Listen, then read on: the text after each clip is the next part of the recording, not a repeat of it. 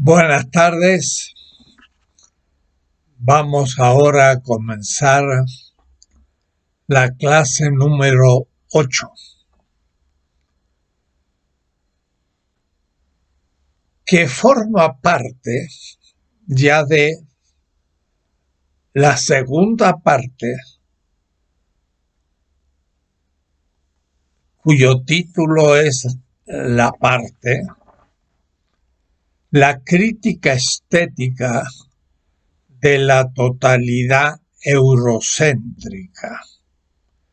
Y el enunciado definitivo que le he dado a la tesis es: el fetichismo de la pretensión de universalidad de una belleza particular, la totalización de la totalidad estética, la estética de la dominación. Voy a oponer estética de la dominación a una estética de la liberación. Y querría ahora enunciar por partes esta cuestión, que va a tener 9 puntos. El primer punto se llama pretensión hegemónica y dominación estética. Debemos comenzar a pensar el tema del fetichismo. La palabra fetichismo viene del portugués feitiço, F-E-I-T. A veces le he escrito sin esa I. Feitiço significa hecho. Y el fetichismo viene de un salmo en donde dice que los seres humanos hacen, lo importante es el verbo hacer, hacen con sus manos un Dios y luego lo adoran. O es decir, es una fabricación humana que imponen después para ser adorado. Fetichismo es un concepto que usa el Marx definitivo. Cambia el concepto de ideología por el fetichismo, y por eso me interesa. Lo usa en un artículo sobre el robo de la leña en 1842, Carlos Marx. Y después el marxismo lo olvidó un poco. Yo lo retomo continuamente. ¿A qué tiene que ver el fetichismo como pretensión? Empiezo por la palabra pretensión. Es una palabra rica. Es una palabra que no hay que perder. Es una palabra que nos recuerda un concepto lógico muy importante. En inglés, claim. En alemán, Anspruch. Anspruch. Yo pretendo hacer algo. Significa que lo intento, pero no estoy seguro si lo logro. Es necesario hacer un proceso por el que la pretensión se verifica. Y cuando se verifica, deja de ser pretensión y pasa a ser una certeza o la relación a un hecho que llamaríamos objetivo. Por lo tanto, la pretensión de un sistema, cuando se fetichiza, es cuando cree que esa pretensión se ha cumplido. Y ahora ya no solo pretende, sino enseña como certeza la verdad propuesta. La pretensión puede ser al menos de dos tipos. Una pretensión hegemónica. Ernesto Laclau, en su filosofía política, habla mucho de la hegemonía a partir del pensamiento de Gramsci. Gramsci elabora el concepto de hegemonía y es muy útil en este caso, porque una pretensión de hegemonía significa que se intenta que lo propuesto sea aceptado por todos. Y es hegemónico porque puede que algunos no acepten esa pretensión. Y entonces no es unánime el aceptar lo que se propone, sino es mayoritario. La mayor parte de los componentes de una sociedad aceptan tal propuesta, o en nuestro caso, aceptan esa concepción de belleza como la válida para todos. Hegemonía tiene que ver con validez, porque una pretensión es hegemónica cuando la mayoría de un grupo social acepta la validez de la propuesta. Si fuera unánime, pues ya la validez sería absoluta. Pero en la estética, en la política, en la ética, una pretensión absoluta se puede lograr en la matemática. 2 más 2 es 4. Pero es abstracto y es cuantitativo. A nivel cualitativo, nunca hay una unanimidad de tal manera que la certeza sea absoluta. Además que una certeza absoluta está más allá de la falibilidad humana.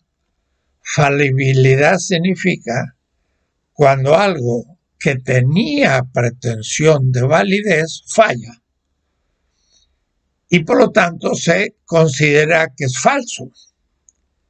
El tener la pretensión es el aceptar que lo que estoy proponiendo puede ser falso y voy a aportar argumentos para que no sea falseado el argumento. Pero, ¿por qué pretensión y no verdad absoluta? Es que esta puede ser refutada. Y de ahí que la pretensión tenga algo que me animaría a llamar de humildad.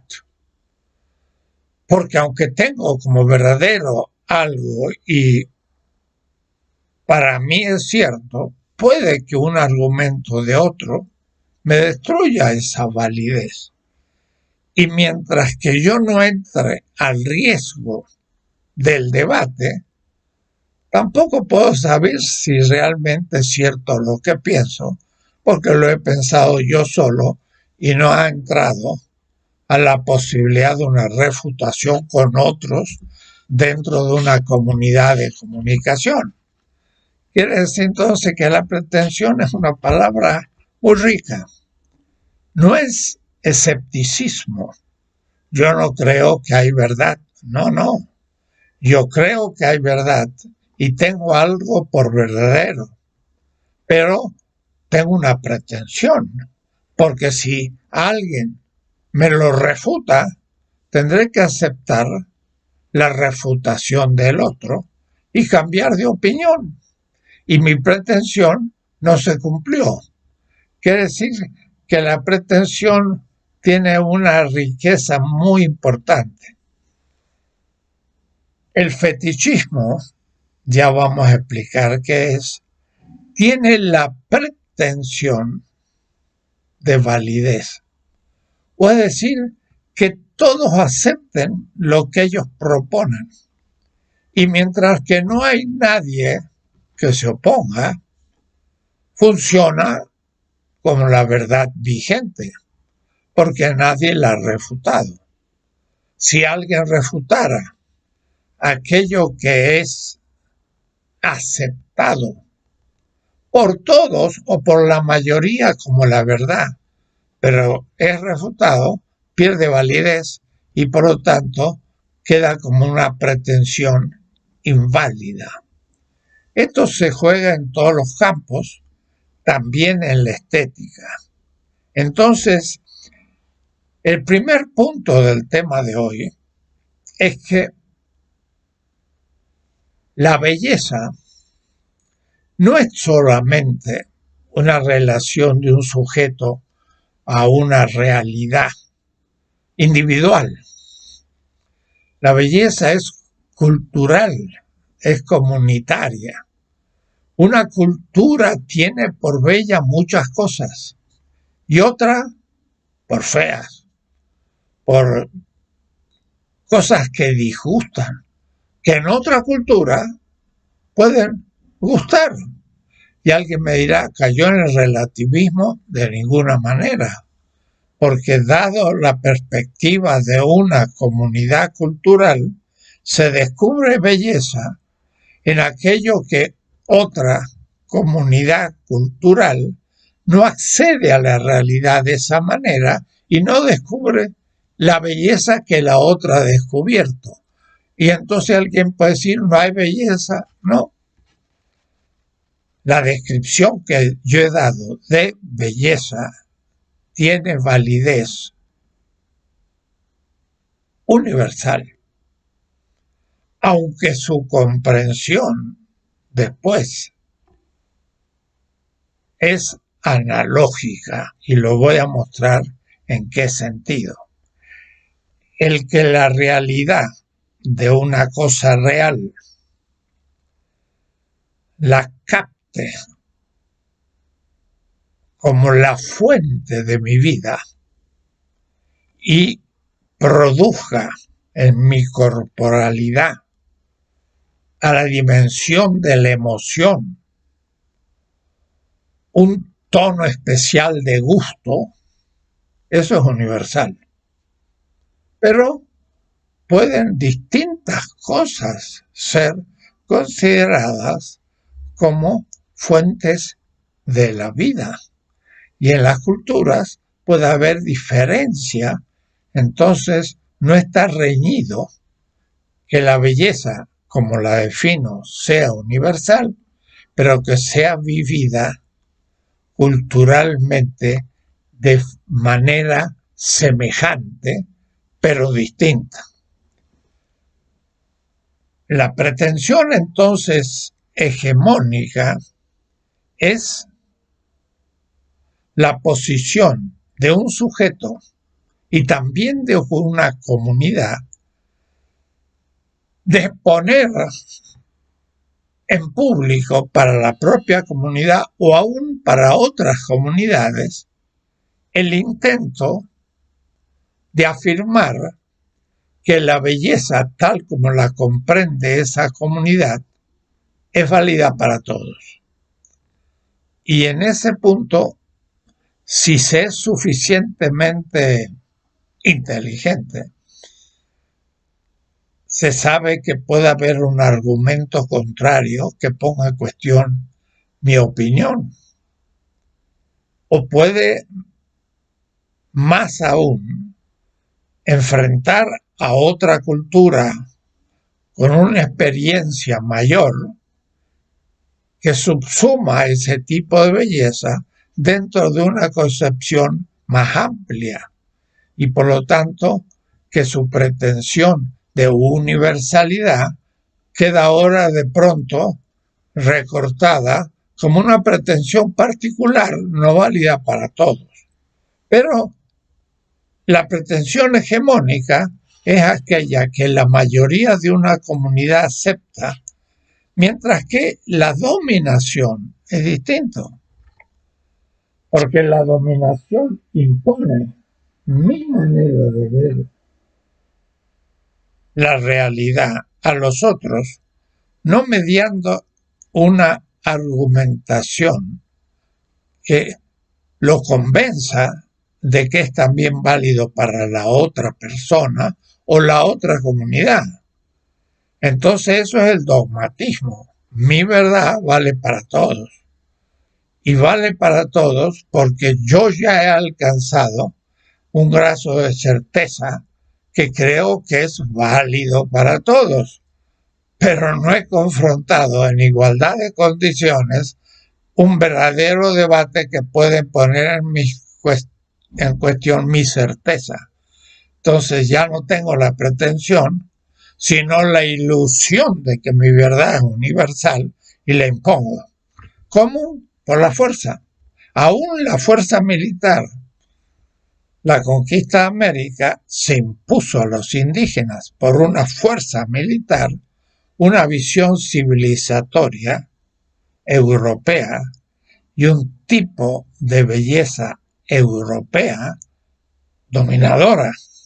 Ya no era una pretensión abierta a la discusión, sino la certeza de que mi visión de la belleza era válido para el otro, sin haber entrado a un convencimiento teórico, pero también práctico, de que efectivamente era más bueno para el otro. Y entonces tenemos que el primer concepto que captar es la pretensión hegemónica que tiene toda cultura de su concepción de la belleza y de el ejercicio práctico del gusto, de lo que gusta emotivamente. Y entonces me gusta a mí una tortilla y creo que es muy rica. Decir rica al nivel culinario o de la comida es decir bella al nivel de la estética. Pero puede que un chino coma esa tortilla y dice, ¡bah, qué fea! Viceversa. Un americano come un arroz chino y dice, qué feo. O es decir, tienen distintas maneras de concebir la belleza de la comida. Y eso no significa que sea relativismo. Lo que significa es que ese juicio es relativo a una cultura que tiene pretensión de universalidad, pero que sabe que es posible que yo descubra otros tipos de belleza que no había descubierto antes y que ahora incorporo como tipos de belleza propia. Y entonces habría posibilidad de una pretensión cumplida, hegemónica, porque la adoptamos ambas culturas. Primer punto, la pretensión hegemónica de un tipo de cultura, de una belleza de una cultura. Segundo punto, el fetichismo es un mecanismo sutil de dominación cultural. El fetichismo ya no es hegemónico. El fetichismo absolutiza una totalidad.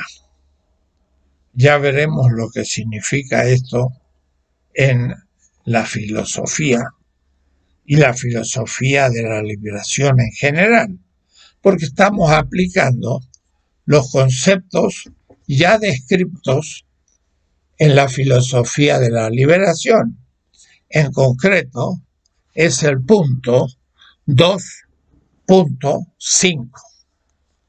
El punto 2.5 de la filosofía de la liberación es muy corto, tiene unas pocas páginas y se llama alienación. Y entonces allí podrán entender qué significa esto de una pretensión hegemónica que se torna dominadora, porque se fetichiza. ¿Qué es el fetichismo? Es justamente partir de la metáfora de la Biblia hebrea, en que dice los seres humanos hacen con su mano a los dioses y después los adoran. Hacer algo divino es absolutizarlo, porque es decir, es Dios.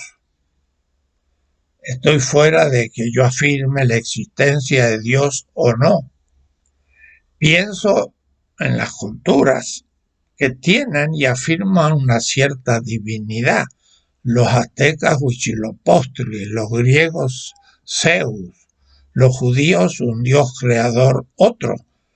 Pero hacer con sus manos el dios, eso es lo propio del totemismo o del fetichismo. ¿Qué significa? Que tomo la concepción de la belleza de mi cultura y la absolutizo, la divinizo. Pienso que es la manera suprema de lo bello para todas las culturas y todos los seres humanos. Un tipo de belleza es universal y es clásico. Veremos lo que eso significa. El fetichismo absolutiza un término y niega al otro. Es un problema de una relación. Yo he insistido ya en este curso e insistiré en otros, el tema de la relación. Aristóteles trata en el Tratado de las Categorías, muchas categorías. Algunos creen que son 10, son más. La primera, la categoría de sustancia, la cosa. Segunda, la cosa tiene cantidad, grande, pequeña, distante. La tercera, cualidad. Es caliente, es fría, tiene color, no tiene color. Y la cuarta categoría de Aristóteles le llama la relación. La relación son la relación de dos términos. Yo siempre también doy un ejemplo que repito para que se entienda, no porque sea el único, porque casi todo está en una relación, así que es muy fácil encontrar ejemplos. Pero digo, el punto A es relativo al punto B. Este es un término de la relación y este es el otro término. Hay dos términos. La relación va de A a B y esto se llama la relación propiamente dicha, pero a su vez va en una cierta dirección, de A hacia B. Hay 4 elementos entonces en toda relación. Un término, otro término, la relación y la dirección. Ejemplo, la maternidad. Una mujer es madre. A. Tiene una hija. B. La madre se relaciona con la hija. ¿Cómo llamo esa relación? una relación de maternidad. ¿Qué dirección tiene la relación de la madre a la hija? Porque la maternidad es la madre que siendo madre tiene una hija. Si invierto y pongo primero la hija y después la madre, tengo dos términos, la hija y la madre. Y tengo una relación de la hija con la madre y una dirección de la hija hacia la madre. ¿Cómo se llama esa relación? De filiación. Es hija, filia. Y se dirige de la hija a la madre. 4 relaciones. Pero, por ejemplo, miren la diferencia. No hay hija sin madre.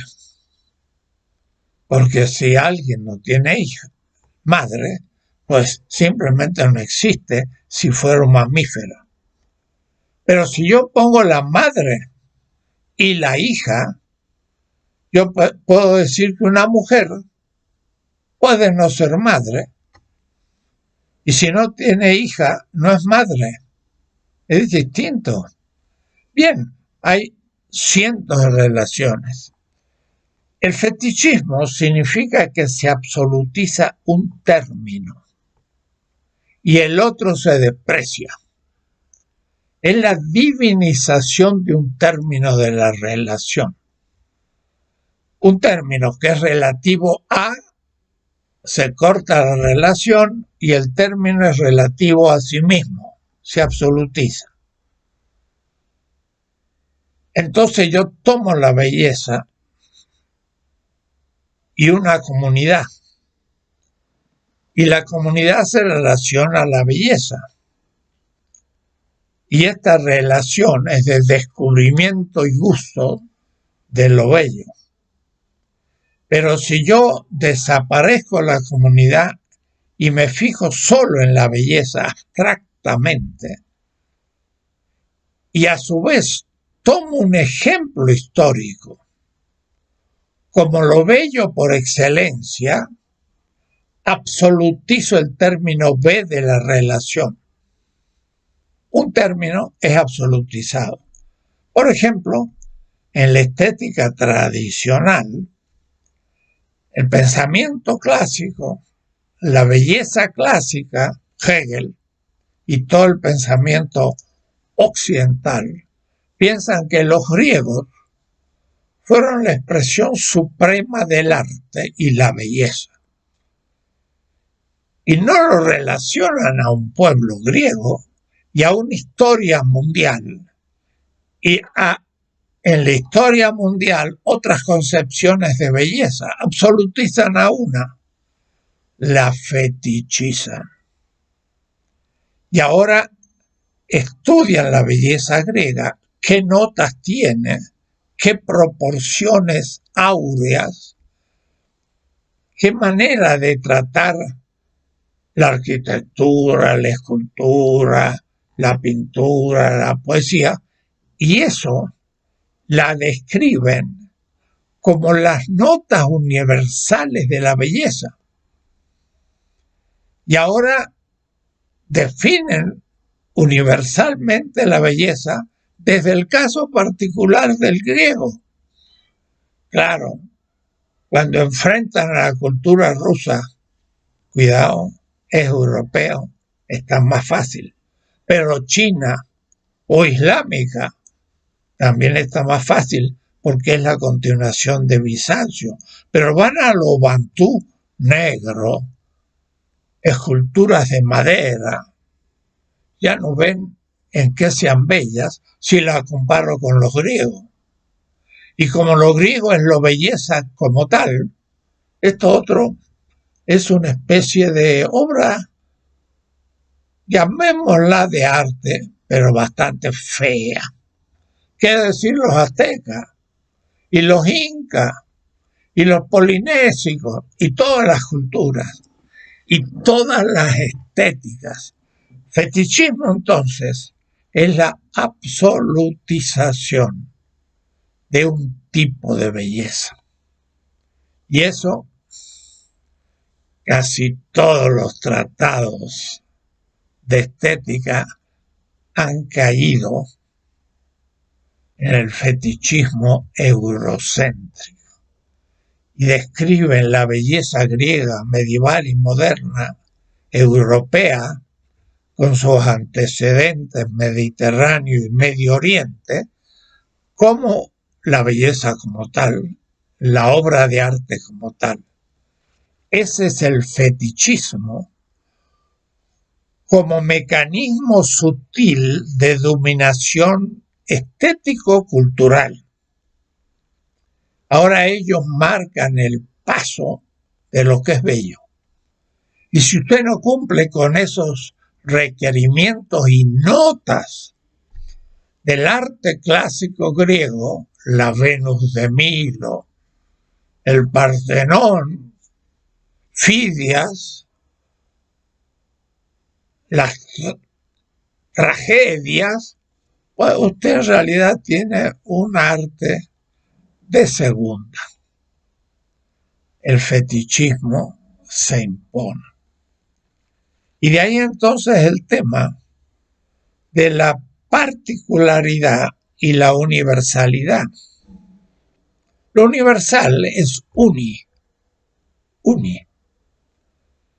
Uno vale para todos. Y en realidad eso, en la lógica, es la identidad.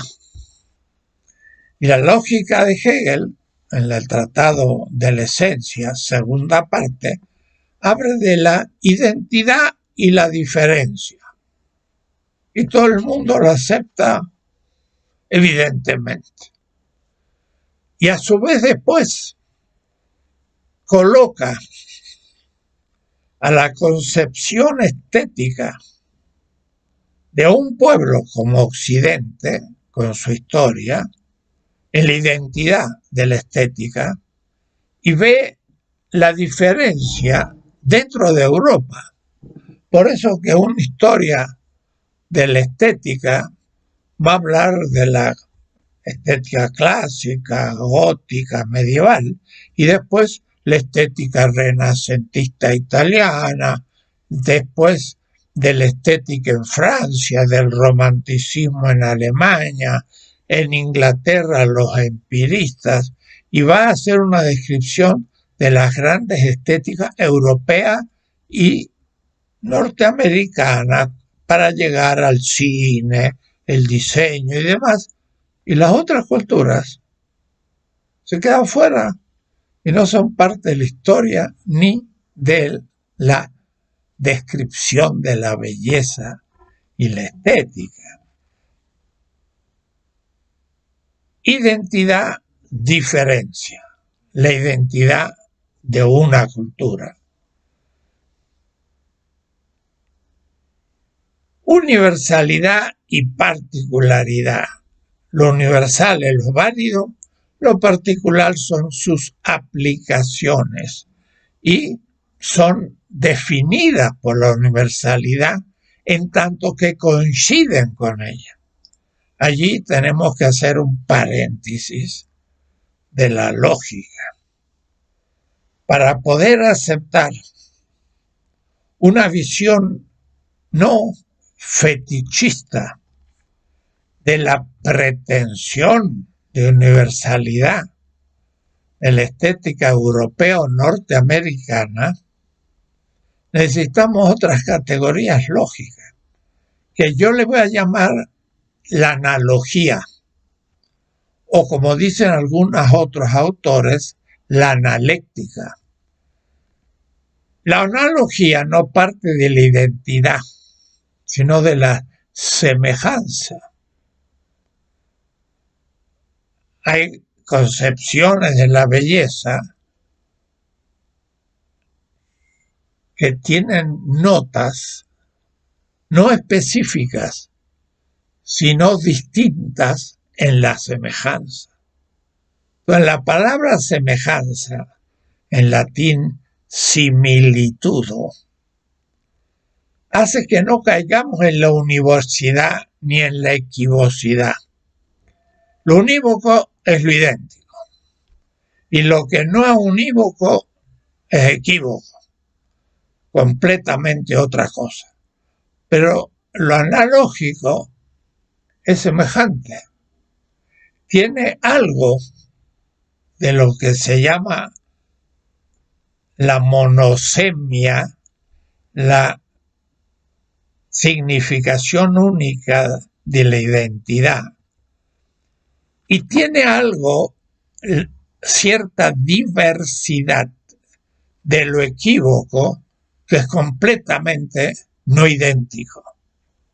Y entonces necesitamos una nueva lógica con expresión muy distinta de la concepción de la belleza.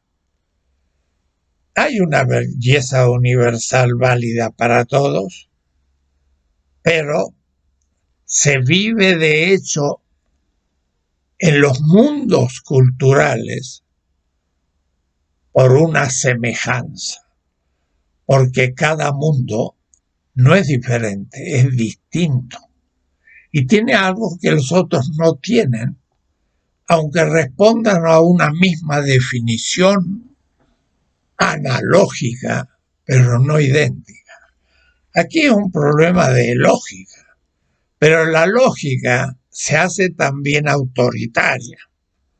Cuando decimos que algo es idénticamente y no pensamos que hay semejanza, imponemos entonces una certeza con pretensión de universalidad, mientras que lo que es semejante tiene pretensión de posibilidad de enriquecimiento de los otros, porque como son semejantes, pueden tener aspectos que la primera no considera. Y ese es todo un tema que no voy a tratar aquí, pero he expuesto en otros trabajos y aún en mi última obra sobre 7 ensayos sobre filosofía de la liberación, sobre justamente el tema de la analogía. Entonces voy a atacar la pretensión de la identidad universal de las totalidades estéticas históricas. Y voy a abrirme entonces a la posibilidad de un diálogo entre las estéticas, descubriendo aspectos que una estética no tiene y aún a veces hasta lo consideraba una cierta fealdad y que en cambio para la otra es una riqueza. Un ejemplo, Adorno, gran profesor de la escuela de Frankfurt, especialista en música, estuvo en Estados Unidos y escuchando el jazz, que es el ritmo africano, quedó escandalizado. Escribe cosas terribles sobre el jazz. Dice, en el jazz no hay ritmo, porque no hay ritmo clásico del romanticismo alemán. Llegan en un momento el grupo de jazz a dejar libertad a la improvisación.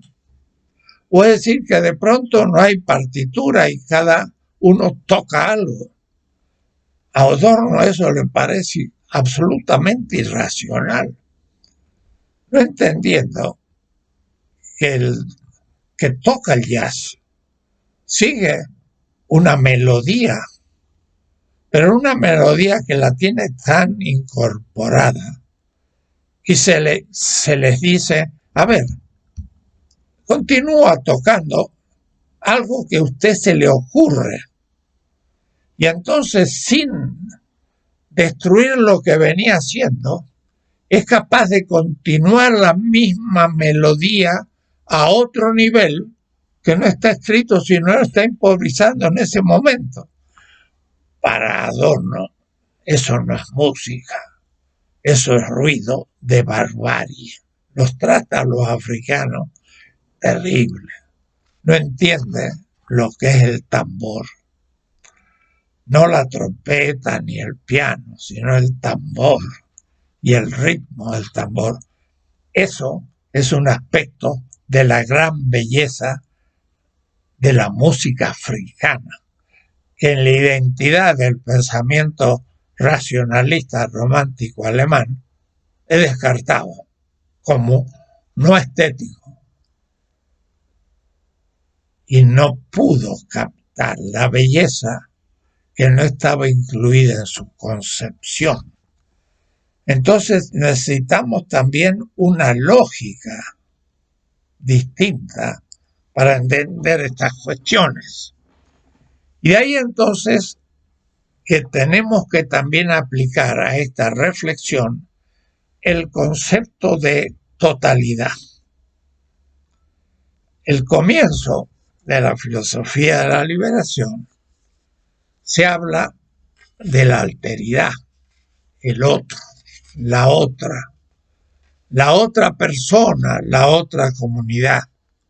Pero después se vuelve sobre sí mismo y se piensa que cada uno de los seres humanos son el centro de un mundo y también son una comunidad, pero comunidad que a su vez es un centro de un mundo.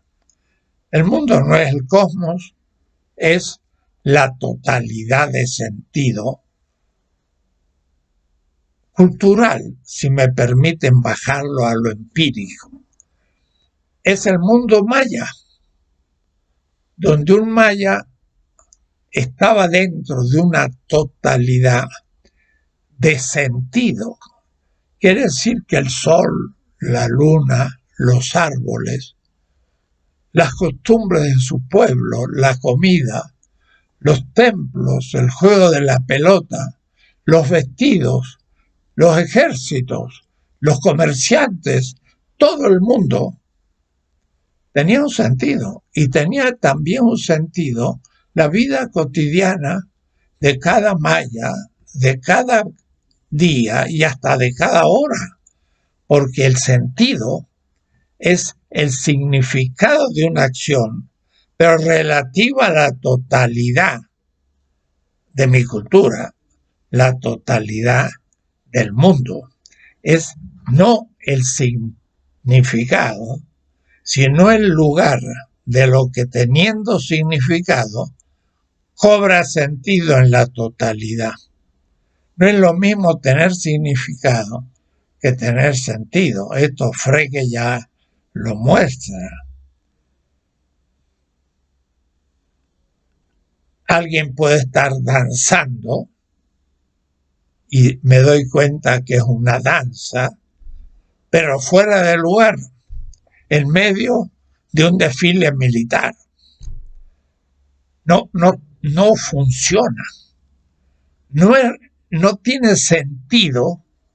La danza, sé lo que es y tiene un significado. Una parada militar, una exposición de un ejército marcando el paso en una calle, pues sé lo que es y tiene un significado. Pero la danza en medio de un ejército haciendo esta exposición de su poderío está fuera de lugar. Es como el profesor que en medio de la clase yo ahora me pongo a danzar y me dicen, profesor, está usted en una clase, no en un pues disco para bailar. Sentido significa la relacionalidad del acto en una totalidad.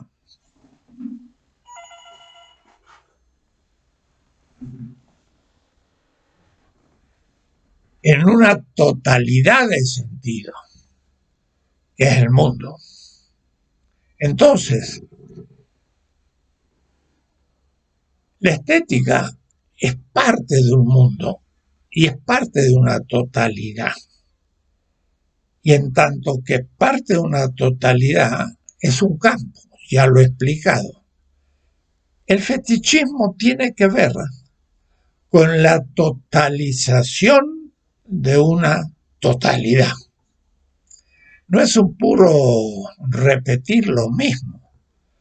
Totalizar una totalidad es cerrarla. Pensar que fuera de su horizonte no hay nada, o no hay nada valioso. Hay el ser es la totalidad. El no ser no es. Y para mí entonces no tiene sentido ocuparse de eso. La totalización es el momento en que un mundo estético se hace impermeable a otras concepciones de la estética y se cierra sobre sí. Totalización de la totalidad estética es justamente cuando una estética cree que es única, que es universal, y se cierra a las otras posibilidades y se cree la única alternativa. Y entonces juzga aquello que está más allá de la totalidad clausa como no estético. Y lo no estético es, en griego, kakos, feo. Feo es lo que no me gusta.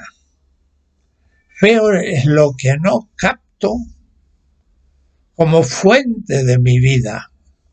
Feo es lo que pone en cuestión mi vida. Porque no sé cómo manejarlo y es peligroso. Por el hecho de no poderlo manejar e integrarlo al proceso de mi vida.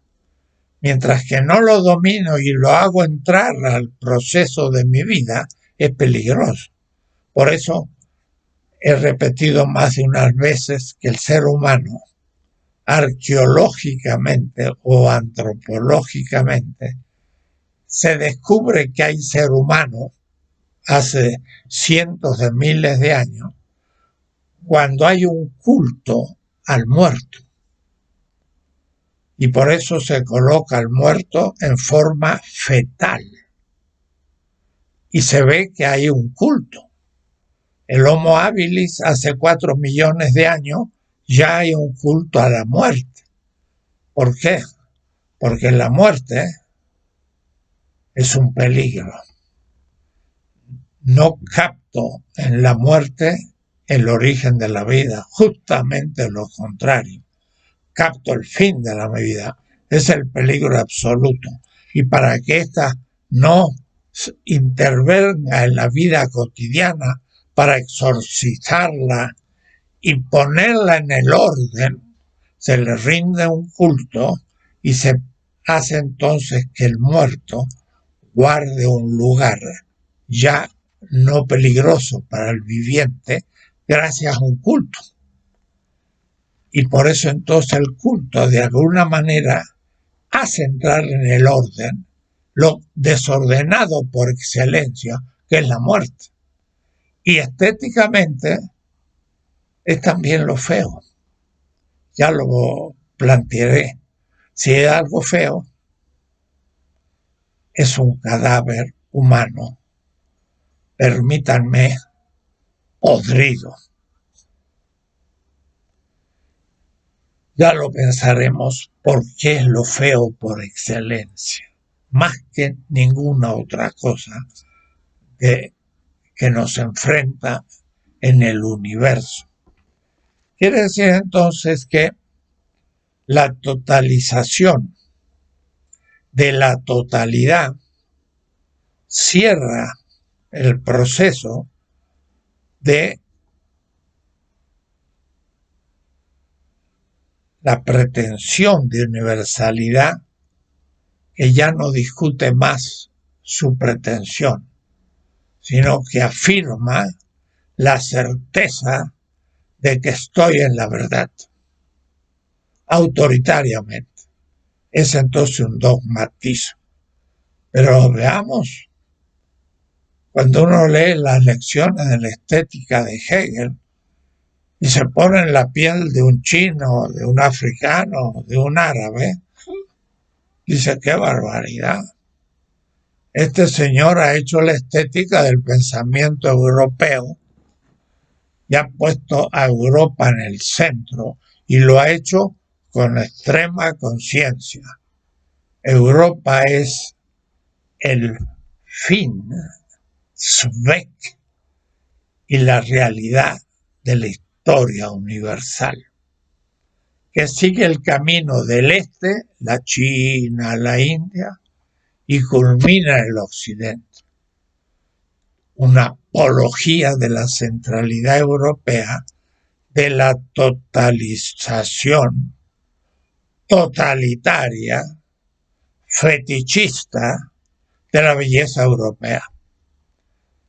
Si no ponemos en cuestión esto, no podemos pensar en una estética propia.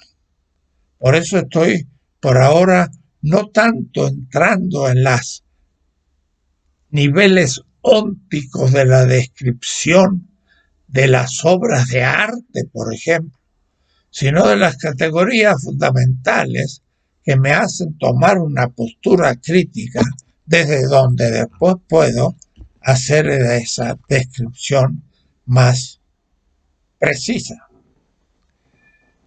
De aquí entonces, que esto no es solo mundial, no es solo el eurocentrismo europeo, es también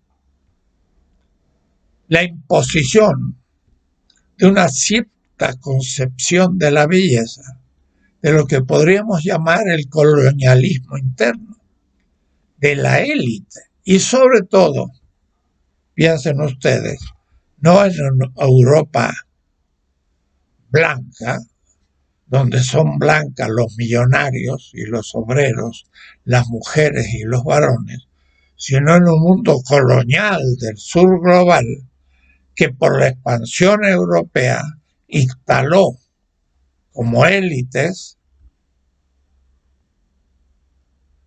a seres humanos de una pretendida raza superior blanca.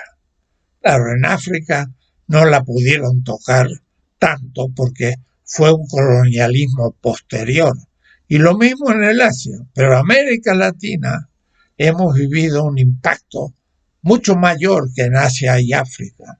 Y tenemos una élite blanca y luego un pueblo mestizo y los pueblos originarios debajo dominados militarmente. Ganaban las batallas a los indígenas, los redujeron al encomiendo y la mita y las haciendas, y jamás en la época colonial un indígena era un ser humano igual que un español. Pero después eso se prolonga en la época de independencia y hay un colonialismo interno en donde todo lo que he dicho de la estética se lo apropia la clase dominante o la raza blanca. Y entonces impone su estilo de belleza, que en gran parte la toma de Europa y Estados Unidos, como es evidente, pero le agrega un factor de dominación que no existe en Europa, pero que es mundial, porque Europa mismo se sitúa como la belleza, si cabe, imperial, y hay entonces una belleza de segundo nivel o fealdad de los pueblos originarios del sur global o de los mestizos entre esos pueblos originarios y la clase o los grupos blancos. Y entonces viene entonces a producirse un fetichismo, no al nivel mundial, que ya está garantizado que la belleza europea se impone como la belleza universal, sino que a su vez en cada uno de los grupos coloniales del sur global, muy diferenciados grupos culturales van a adoptar también tipos de belleza de sus élites, contaminadas con el fetichismo de la cultura europea, de la belleza europea, con la cual dominan la belleza y la estética tradicional de los primitivos habitantes del sur global, de América Latina, los pueblos indígenas, del África y de la India, del mundo islámico y del Extremo Oriente, que tenían culturas y estéticas de distintos tonos y que van a ser despreciadas por el fetichismo universalizado, o mejor, universalización de la pretensión de universalidad de la estética europea norteamericana. Y esto que se dice en general va a pasar, por supuesto, a las obras de arte. Las obras de arte que se han producido en todas las culturas y desde siempre van a recibir un fuerte impacto de la manera como se producen y el estilo de producción de las obras de arte europeo-norteamericanas. Y esto es lo que va a pasar y se va a describir en la historia de la estética y de las artes. Y a su vez descenderá a la vida cotidiana, porque esta belleza dominante se va a hacer habitual, se va a hacer propia del sentido común, aún del pueblo dominado. Va a ser una belleza hegemónica, o es decir, que el propio dominado va a comenzar a incorporar como propia, y va el propio dominado a despreciar su tipo de belleza y sus enormes obras estéticas como obras secundarias, bárbaras, salvajes, despreciables. Y entonces ahí se produce una crisis en la conciencia misma del pueblo entre estas dos estéticas enfrentadas. Como ustedes ven, estos son fenómenos sociológicos y culturales masivos, pero que van a ser vehiculados, llevados a cabo por una dominación económica, política, racista, de género, machista y otras a el globo entero. Y entonces debemos empezar a tener nuevas categorías para entender esto. O es decir, la fetichización se encarna en cada cultura, también en los estratos racializados y también de clases sociales y grupos de pueblo que a su vez tenían anteriormente dominación interna, como la India tenía castas y los brahmanes dominaban en la India y entonces utilizaron el colonialismo externo para hacer un colonialismo interno, y esto mismo en el Caribe y esto mismo en África y en toda la cultura mundial. La fetichización de dicha concepción expresada en la cultura de las obras de arte y de los hábitos, entonces, pasa a la vida cotidiana. Y esto entonces es muy complicado, porque ahora ya la gente cotidiana del pueblo empieza a querer imitar los modos de la belleza dominante económica, política y culturalmente, pero además estéticamente. El hecho, por ejemplo, que a veces en el Asia, las jóvenes de grupos más dominantes hagan pequeña cirugía estética para cambiar su ojo oriental hacia algo más redondo occidental. Y entonces ya se presentan según la belleza dominante o hegemónica, o lo que se pintan de rubio, de colores claros su cabello, para imitar a las rubias del norte de Europa, que he insistido muchas veces, para los egipcios o los romanos. Para los egipcios, que eran africanos y muy cultos, los griegos y los europeos de cabellos negros eran bárbaros. Y para los romanos de cabellos negros y ojos también oscuros, los bárbaros eran los germanos de cabellos rubios y ojos azules. Era el signo mismo de barbarie, esos germanos con sus cabellos como los vikingos y ojos azules, lo cual era un racismo de otro tipo, claro, porque ellos eran los recién venidos y los romanos la expresión de la cultura. Claro, todo esto se invierte y pasamos a tener nuevos criterios de belleza hasta en la vida cotidiana. El siguiente punto es justamente el hábito o el etos estético. Un pueblo tiene subjetivamente, como decía Paul Ricoeur, un etos. La palabra etos viene del griego.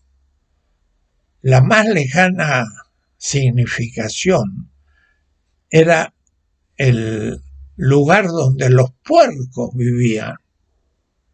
Puercos. Era el lugar de la guarida de los puercos, pero pasó después a significar la morada humana, etos. Y entonces el etos es en donde habitamos. Y el etos, ya para Aristóteles, pero más para Hegel posteriormente, no es una actitud, sino un síndrome de actitudes que hacen que la subjetividad habitualmente responda en la vida cotidiana de una cierta manera. Decimos un gentleman inglés.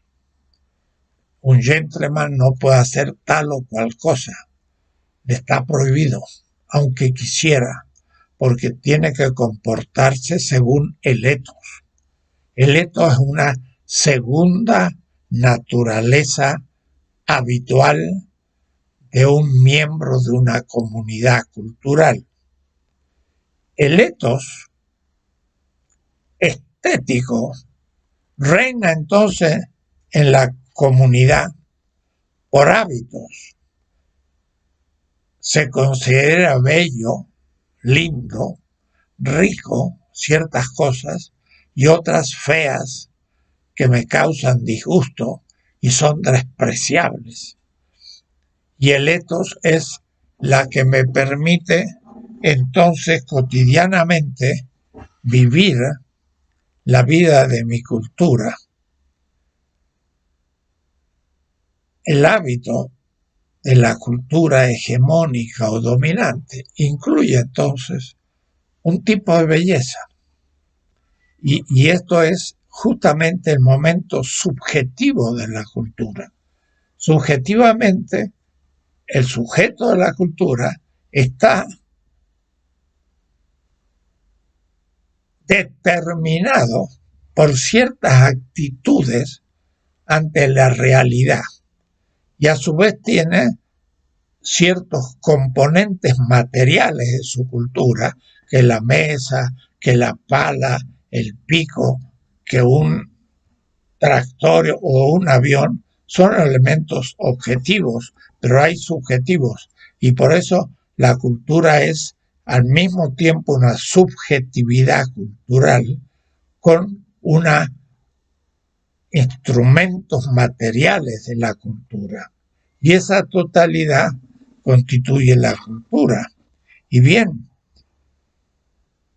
la cotidianidad moderna, por ejemplo, está basada en muchos sistemas políticos, sistemas económicos, sistemas culturales, y entre ellos un sistema también de lo que se considera bello. Y por eso entonces que la cultura moderna tiene cierta fisonomía fasonada, construida, determinada por la organización capitalista de la economía y también la organización liberal de la política, por ejemplo, del racismo, del tipo de género machista o masculino tóxico y muchas cosas de este tipo. Pero la belleza está detrás de todo, porque determina una mercancía bella para ser vendida en el mercado, determina la belleza de una institución que también se rodea de edificios y como es una Cámara de Diputados, es decir, el etos de un pueblo y habitual está completamente atravesado por un sistema de belleza y mucho más cuando esto es manejado como moda, porque no solamente hay una belleza habitual, cotidiana, sino que además se maneja esa belleza como propaganda para la venta de mercancías. Entonces ya no es que el pueblo considere bello algo, sino que la propaganda va a llegar a imponer lo bello propio de la presentación de ciertas mercancías en el mercado para que sean adquiridas dentro de la competencia y el capital pueda aumentar la tasa de ganancia. Quiere decir entonces que también hay una incorporación, como ya lo he mostrado, de lo estético dentro de la vida cotidiana de la modernidad, que se impone sobre las otras culturas que no han logrado tal grado de desarrollo.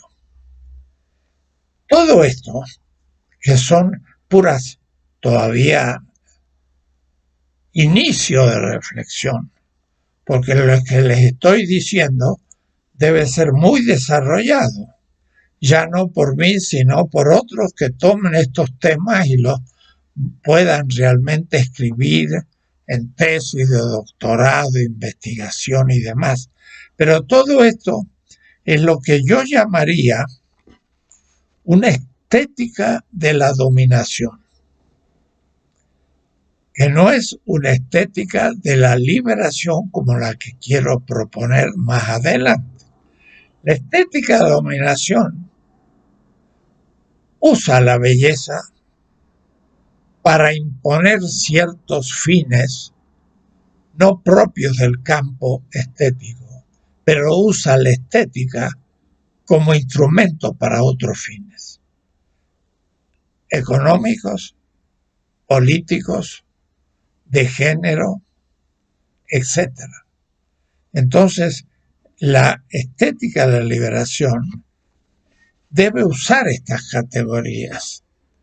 Debe saber lo que es la pretensión de universalidad, de una estética culturalmente particular. Y no confundir la particularidad de la belleza de una cultura con la universalidad o la semejanza universal o la pluriversidad de la estética mundial. Y he usado hoy otra palabra que usaré después, porque más estricta que la palabra universal, que es una que se impone a todos, sería la pluriversalidad estética. Significa que no es unitaria, sino pluritaria. Hay muchas concepciones de la belleza que se tocan y tienen una significación analógica común que puede ser mundial, pero que enseguida quedan determinadas por distinciones analógicas que impiden que eso sea idéntico y siga permaneciendo como semejante. Y es de nuevo el tema de la analogía. Mientras que la estética de la liberación es unívoca, identidad o diferencia, y define la estética para toda la humanidad de una manera. Yo voy a estar en contra de esa estética de la liberación, que es prácticamente la que se enseña en todas partes. Debe ser una estética analógica, una estética que a partir de una definición global de lo bello, a partir de la vida, sin embargo, sea respetuosa de la originalidad distinta de los distintos tipos de belleza de cada cultura y de las grandes culturas, para permitir entonces un diálogo interestético pluriversal. Esto ya lo iremos viendo lentamente.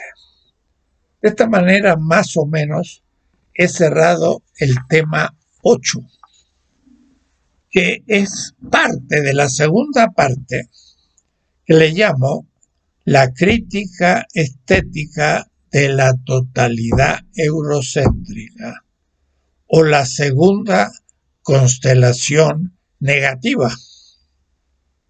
Porque la primera constelación es positiva, afirma un mundo estético. La segunda pone en cuestión. Y ahora les estoy dando los instrumentos para entrar y poner en cuestión a la estética hegemónica vigente, con pretensión de universalidad. Todas las categorías que estoy mostrando es para poder hacer una crítica de algo que, como es habitual y es lo vigente, no sabemos por dónde agarrarle para empezar la crítica. Hoy les he dado una llave categorial para empezar a abrir la puerta de esa estética de la dominación. Y ahora es el momento negativo. No es tanto el ver cómo se vive un sistema y una experiencia estética cultural, ni tampoco es el momento creativo de una nueva estética, sino que es el segundo momento crítico del exceso y la dominación de un sistema vigente que domina a los otros. Entonces yo me pongo en lugar del dominado y empiezo a crear categorías para empezar la crítica. Entonces, categorías tales como pretensión hegemónica, pretensión de universalidad, totalización de la totalidad, fetichismo de la totalidad dominadora. Son categorías que me van a empezar a dar la posibilidad de ahora hacer la crítica. Y la crítica no siempre es destructiva, pero empieza por ser destructiva. Para hacer una nueva casa, si no tengo más terreno que un pequeño terreno, de alguna manera tengo que destruir la casa antigua, hacer una nueva. La primera fue construir la casa, primera constelación. La segunda, viendo que es inapropiada, destruirla en parte o toda es el momento negativo de la segunda constelación, que estoy indicando las categorías para destruir. Y la tercera va a ser la construcción de la nueva casa. Y ahí esa será la estética como creación. Y ese va a ser el momento realmente productivo, diría yo así, positivo de la estética, en el sentido aún más interesante de Nietzsche. Destruye los valores para construir nuevos valores. Cuidado, es de esperar que los nuevos valores sean superiores a los antiguos, porque si son peores que los antiguos, no sé para qué destruir la casa si voy a hacer algo que es peor que la anterior. Pero de todas maneras hay esos tres momentos y estamos internándonos en el segundo. Tenemos todavía la tesis 6, que voy a llamar el necroesteticiddio colonialista, y la tesis 10, la recepción hospitalaria de la revelación de la belleza de la exterioridad de los pueblos dominados. Y entonces el artista se abre a aquello que fue negado y descubre en el jazz, no que la expresión de la barbarie como adorno, sino música del África con un ritmo y una vitalidad que los jóvenes la toman como punto de partida de su participación en la danza. Y la danza es la expresión de la alegría de la juventud. Y entonces un joven no va a estar de acuerdo con Adorno cuando dance en el ritmo actual que se inspira en la música africana y que empezó por el jazz y siguió por otras muchas modalidades de la música que baila la juventud. Pero ese es el momento creativo, o es decir, del descubrimiento de la belleza, que para Adorno era fealdad. Y entonces tendremos la categoría suficiente para que después empecemos a construir una gran estética de la liberación donde cada una de estas tesis pueden escribir bibliotecas, no libros ni tesis, bibliotecas, cada uno de estos temas, que son 18 tesis, pero son 18 categorías para construir una estética futura. Por hoy terminamos ahí y el jueves haremos, o en la próxima, una diálogo por Zoom. Muy bien, hasta luego.